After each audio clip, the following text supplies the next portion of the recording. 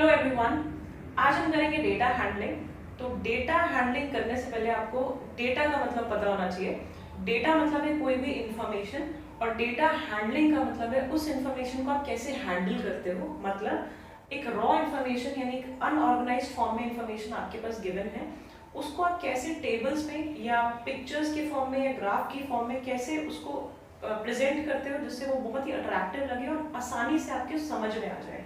तो देखते हैं, मैंने एक एग्जांपल लिया है, मैं आपको सिखाऊंगी कुछ की टर्म्स जो डेटा हैंडलिंग में यूज होती है और इनको कैसे आप एक क्वेश्चन को, एक डेटा को टेबल में प्रेजेंट करते हो, कैसे आप यूज करते हो उसको।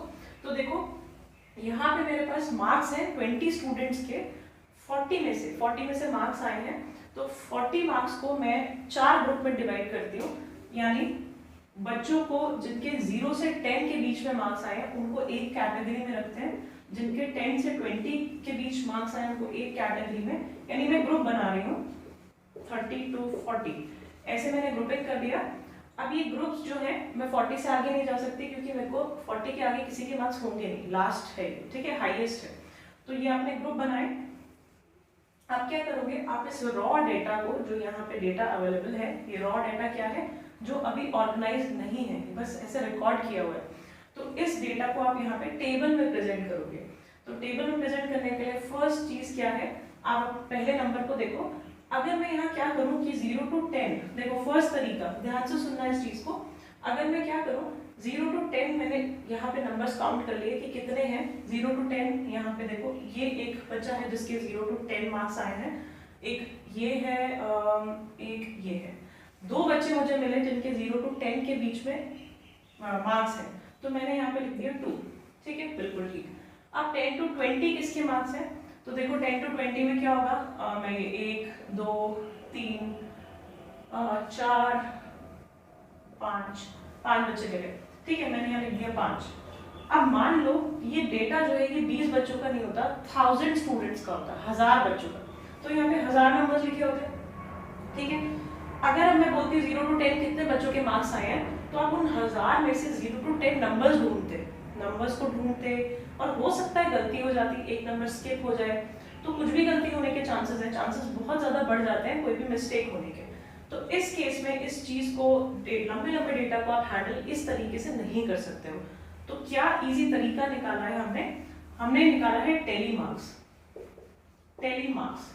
अब ये क्या होता है, देखो ध्यान से, टेली मार्क का मतलब है मैं एक एक करके नंबर को टेली करूंगी और फिर यहाँ पे मार्किंग करूंगी, यानी एक एक नंबर को टेली करेंगे और फिर यहाँ पे मार्क करेंगे जिससे गलती नहीं होती है। देखो कैसे करते हैं, 0 to 10 मेरे पास ग्रुप्स हैं, ग्रुप बना दिए मैंने, तो मैं यहाँ एक एक करके नंबर देखूंगी।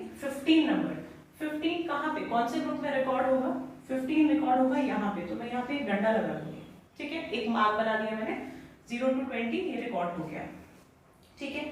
नेक्स्ट 28 कहाँ रिकॉर्ड होगा, इसमें, तो यहाँ मैंने एक डंडा लगाया एंड ये आपने टिक कर दिया, या तो आप इसको कट कर सकते हो या टिक करते जाओ कि आपको याद रहे, ये आपको नहीं रिकॉर्ड करना है दोबारा, ठीक है। नेक्स्ट 14 कहाँ आएगा, इसमें एक और डंडा। 7 यहाँ आएगा, एक डंडा, इसको टिक करते जाओ। 35 वुड कम हियर, ये टिक हो गया। 40, अब देखो ध्यान से, 40 आपका यहाँ रिकॉर्ड होगा, दिस इज 40 हो गया। 39 again here, 39, 21 would come here, 20 देखो, ओके, सो 20 को ध्यान से समझना, 20 इधर भी लिखा है और इधर भी लिखा है, ठीक है।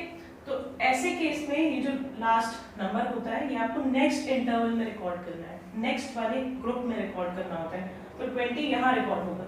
ऐसे अगर 10 रिकॉर्ड करना है तो 10 आप इस ग्रुप में रिकॉर्ड करोगे, 10 to 20 इसमें नहीं करोगे, ठीक है, ये बात ध्यान रखना। 20 हो गया, देन 11 वुड कम हियर, ठीक है, देन 10 अगेन यहाँ पे रिकॉर्ड करोगे।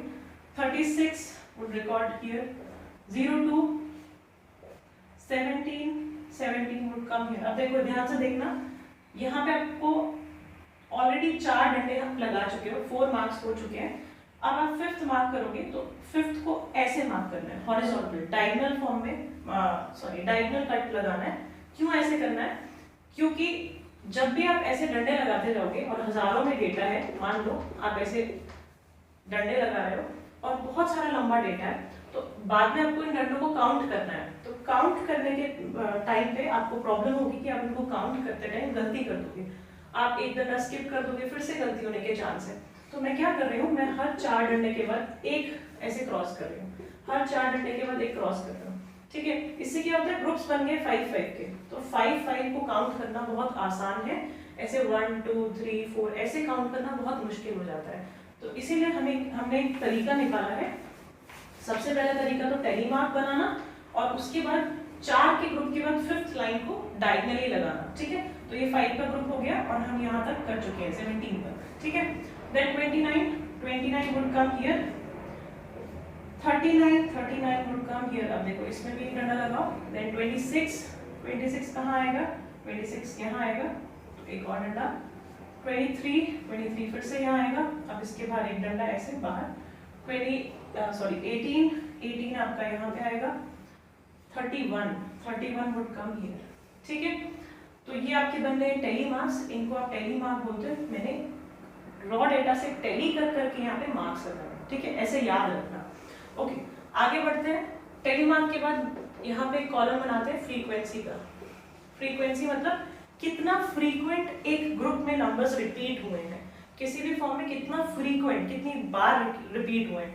तो यहाँ पे देखो टेली मार्क को काउंट करो 2, तो फ्रीक्वेंसी 0 to 10 किसी के जो मार्क्स आए हैं वो 2 ही बार आए हैं, तो इसकी फ्रीक्वेंसी हुई 2, ठीक है। 10 to 20 6 टाइम्स, 5 and 6, देखो काउंट करना कितना आसान हो गया।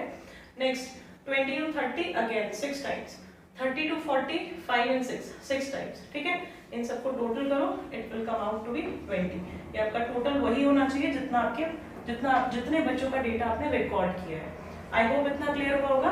अब चलते हैं इन की टर्म्स की तरफ। तो देखो रॉ डेटा क्या था, रॉ डेटा वाज जो ये डेटा अवेलेबल था मेरे पास जो कि अनऑर्गेनाइज्ड फॉर्म में था, मतलब ये ऑर्गेनाइज्ड नहीं था, इसको कहते हैं रॉ डेटा। टेली मार्क क्या थे, जो इधर से मैं रॉ डेटा को टेली कर करके जो यहाँ पे मार्क लगा रही थी उनको टेली मार्क कहते हैं। तो these are the tally marks, ठीक है। नेक्स्ट फ्रीक्वेंसी इज कितना फ्रीक्वेंट एक नंबर रिपीट हुआ है, ठीक है। टेली मार्क को काउंट करोगे, फ्रीक्वेंसी का कॉलम बनाओगे, दिस इज फ्रीक्वेंसी। अब आते हैं क्लास या क्लास इंटरवल। तो जो मैंने ग्रुप लिए थे ना 0 to 10, 10 to 20, ये जो ग्रुप्स थे इन्हीं को कहते हैं क्लास या क्लास इंटरवल। क्लास इंटरवल कितना गैप ले रहे हो आप, यानी कितने गैप की क्लास बना रहे हो। तो देयर आर 4 क्लास इंटरवल्स या 4 क्लासेस है हमारे पास, ठीक है। ऐसे ही लोअर लिमिट और अपर लिमिट। अब देखो एक ही क्लास है 0 to 10, इसकी अगर मैं लोअर लिमिट के बारे में पूछूं तो लोअर लिमिट ये होगी लोअर, छोटी लिमिट, ठीक है। और ये क्या है, upper limit, this is upper limit, यानी इस क्लास इंटरवल कहां से कहां तक की लिमिट है, 0 to 10 तक की लिमिट, यही इसकी लिमिट है, इससे बाहर नहीं जा सकते, ठीक है। तो लोअर लिमिट क्या है 0, अपर लिमिट क्या है 10। अगर मैं बोलूं इस क्लास इंटरवल की अपर और लोअर लिमिट क्या है, तो इस क्लास इंटरवल में अपर लिमिट है 20 and lower limit is 30, lower limit 20, upper limit is 30। तो जितने भी इस साइड लिखे होते हैं ये सब अपर लिमिट्स हैं, ठीक है, और ये जो है ये लोअर लिमिट है, ठीक है, ध्यान रखना। आगे विड्थ क्या होती है, विड्थ मतलब जैसे आपने लिखा है क्लास इंटरवल है 0 to 10, ठीक है। तो 0 to 10 के बीच में गैप कितना है, कितनी चौड़ाई है, कितना गैप है, तो 10 का गैप है, तो इसकी विड्थ जो है वो 10 हुई, ठीक है। तो बेसिकली अपर माइनस लोअर जो होता है वो 10, यानी जो भी गैप आ रहा है, अगर आपने 0 to 5 लिया होता तो उसकी विड्थ जो है वो 5 होती। आगे देखते हैं रेंज। रेंज का मतलब है, देखो आपके डेटा की रेंज कहाँ तक है, रेंज मतलब कहाँ से कहाँ तक आपका डेटा पूरी इंफॉर्मेशन फैली हुई है। तो देखो यहाँ पे 0 यानी upper limit of the first class interval, lower limit of the first class interval, lower limit minus upper limit of the last class interval, यानी आपका डेटा जो है 0 से 40 के बीच में फैला हुआ है। तो 40 में से आप 0 को माइनस करो तो आपकी रेंज में 40। तो रेंज का एक फॉर्मूला है हाईएस्ट माइनस लोएस्ट, यानी जो भी आपका डेटा में हाईएस्ट नंबर है और जो लोएस्ट नंबर है दोनों को माइनस कर दो, आपके पास रेंज आ जाएगी। अब लास्ट देखते हैं क्लास मार्क्स क्या होते हैं। तो क्लास मार्क्स का मतलब है जैसे आपका कोई भी क्लास इंटरवल है 10 to 20, इसमें ये है आपकी लोअर लिमिट और ये है अपर लिमिट। लोअर लिमिट और अपर लिमिट को लोअर लिमिट और अपर लिमिट को प्लस कर दो, डिवाइड बाय 2 कर दो, दिस इज क्लास मार्क, ठीक है, यानी 10 + 20 डिवाइडेड बाय 2, 30/2 दैट इज 15। तो इस क्लास इंटरवल का क्लास मार्क क्या है 15, यानी lower limit plus upper limit divided by 2, ठीक है, ये आपको याद रखना है। तो आई होप समझ आया होगा।